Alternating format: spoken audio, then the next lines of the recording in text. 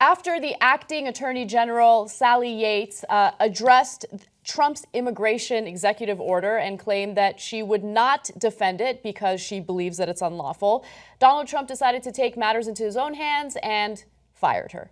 He fired her and replaced her immediately with another individual by the name of Boente, Dana Boente, who is the U.S. Attorney for the Eastern District of Virginia. Now, this should raise some red flags, especially considering the fact that the general attorney is not supposed to be someone who just agrees with everything the president does. It's supposed to be an individual who interprets the law and gives the executive branch advice based on what is and is not lawful, right? And part of the reason why is because they want to avoid lawsuits and things like that.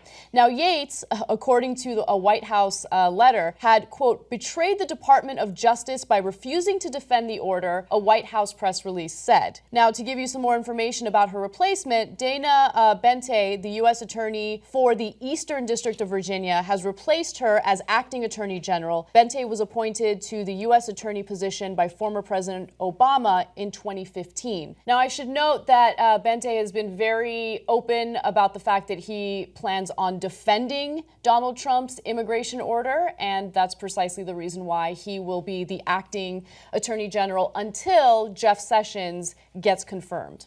So now, attorney generals are supposed to be independent. Oftentimes, come on, they're picked by the president and will go along with what the president wants. For example, Eric Holder under Obama. The president didn't want any of the banks prosecuted, so Eric Holder didn't prosecute any of the banks. It's super obvious. Under Bush, he wanted a lot of the district attorneys to go after and try to find voter fraud. Now, a lot of them couldn't find voter fraud, and they said, look, I looked, and I'm a Republican, and you appointed me, but I couldn't find it. And those guys would either get fired, demoted, et cetera, and that became a huge scandal. But from time to time, they do stand up, whether it's the Republican district attorneys who said, you want me to find it, but there is no voter fraud. Or, funny enough, James Comey, when he was the number 2 in the Justice Department to Attorney General John Ashcroft. And when Ashcroft was in the hospital and the Bush administration wanted the Justice Department to do something they perceived to be illegal, James Comey stood up and said, no, we are not going to authorize that. That is not legal, and we won't do it. So Yates now saying something like Comey did, saying, I think that this order is basically illegal. I don't think it's within the law.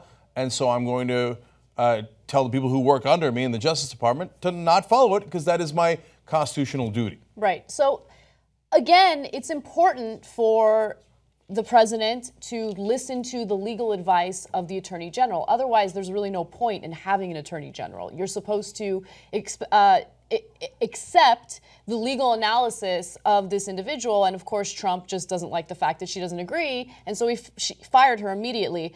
Now, Boente is more than willing to work with Trump and just agree with this immigration policy. He says, I'm honored to serve President Trump in his role until Senator Sessions is confirmed. I will defend and enforce the laws of our country to ensure that our people and our nation are protected. So, of course, there was also the 1973 situation where Richard Nixon said, that special prosecutor investigating me, I'm bothered by him, because it turns out he's right. Right. So he ordered the attorney general to fire him. He wouldn't. So Nixon fired the attorney general. Then the deputy attorney general also wouldn't follow the illegal order, also was fired, and that was known as the Saturday Night Massacre. So some are now calling this the Monday Night Massacre. Some people, including a person who was one of the higher-ups at immigration, was also fired. Now, they say that firing was more in the works. It wasn't just because of something that happened immediately. You remember those people at the State Department also stepped down, yes. A huge number of them. Now, there's the policy angle to this, which actually you might be surprised to find out I'm a little mixed on. So I wish that she had based her decision on the fact that they were not following federal court orders. That's right. There were at least 4 federal courts that issued at least partial stays in regard to this immigration ban.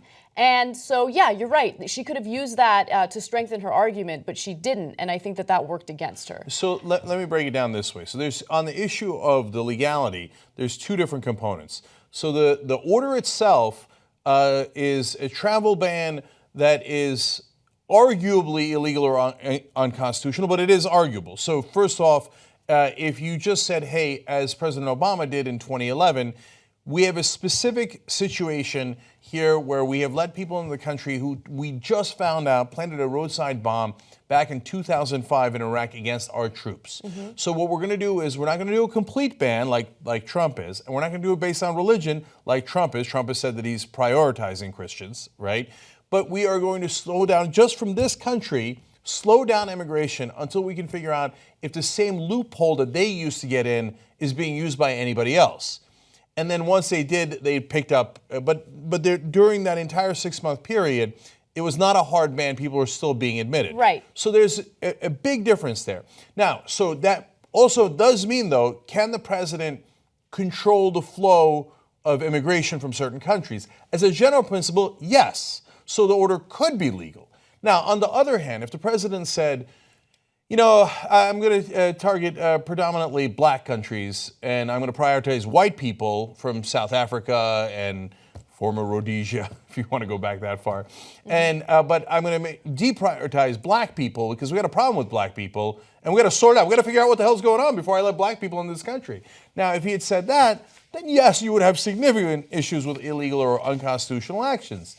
So if she had made a better case for why this is closer to I'm not letting blacks in and not close to the 2011 order, okay, then I think she would have been on more solid grounds. I wish she spent more time explaining that a little bit.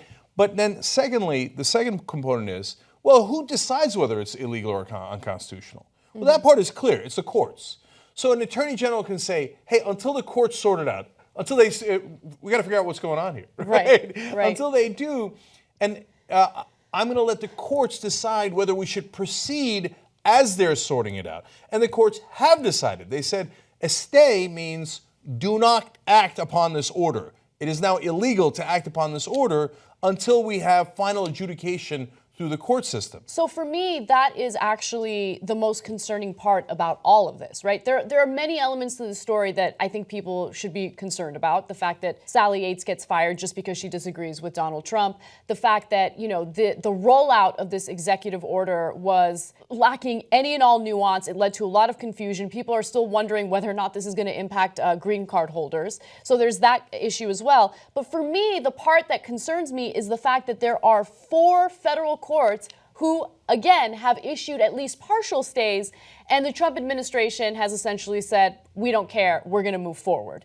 right? And so you're right, we should allow the federal courts to adjudicate it. A stay doesn't mean that they've already decided that it's unlawful or unconstitutional and he can't move forward with it, but we need to know exactly what he plans to do, how he plans to do it, and whether or not it's constitutional. And she might have based it on all that. I just wish she'd said that out publicly. So, for example, right now, we have reporting in from today that they're still holding 100 people at LAX.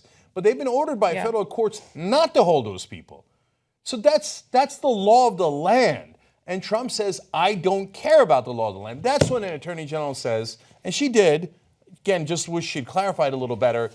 Look, you have a federal court order here. Actually, Anna, it's up to 5 courts now. 5 courts have told you, you cannot hold those people.